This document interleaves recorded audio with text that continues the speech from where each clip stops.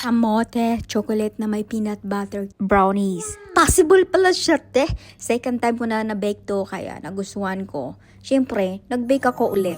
Yung recipe nakita ko lang online. Dahil pabida-bida ako, siyempre, isi-share ko sa inyo yung recipe. Ayan, siyempre, kamote. Yung kamote natin, dapat yung variety niya ay basa-basa. Hindi yung labo. Hindi ko lang alam kung ano yung labo sa Tagalog. Tapos meron tayong peanut butter, date syrup, at syempre, yung kokwa ni Lola na hindi dapat matamis. Tapos, syempre, choco drops. Itong choco drops, optional lang yan. Wala lang, trip ko lang siyang lagyan para syempre meron akong ipapakita na something. Bio product yan siya at saka wala ding asukal. Optional lang din itong vanilla liquid.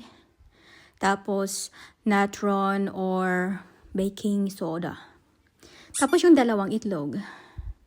Pinaka-paborito ko talaga ito eh. Nilaga ko na yung kamote pero kailangan talaga na wala siyang bilog-bilog. Dapat i-blend yan kasi wala akong blender kaya nilagay ko siya sa food processor. Siyempre, para-paraan lang yan. Oh, yes. Medyo naburingan ako sa part ito kaya naisipan ko ganituhin siya. Diba? Para may highlights. After magpa-cute, ilagay natin sa mixer. Yan, ubusin natin. Tapos yung peanut butter, isunod natin. Kahit anong steps naman, basta ilagay mo lang lahat Pwede na yan. Basta lahat nilagay mo. Walang naiwan para walang malulungkot. Date syrup. Yung dates, may syrup pala. Pero actually, yung sa recipe ay ano siya, ahorn syrup. Pwede rin honey. Kaso lang gusto ko yung dates kasi maganda siya sa tiyan.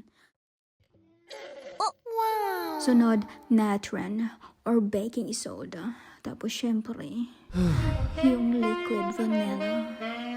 Baliktad yung pangalan. So, sige lang. Ganun lang yan. Mga 1 teaspoon or 2 teaspoon. Pwede na yan. Tapos, syempre, yung paborito natin, itlogs. Sarap talaga ng itlog. Tapos, syempre, yung kokwa ni Lola na walang asukal. Tapos, asin. Konting tiis na lang, matapos na natin to.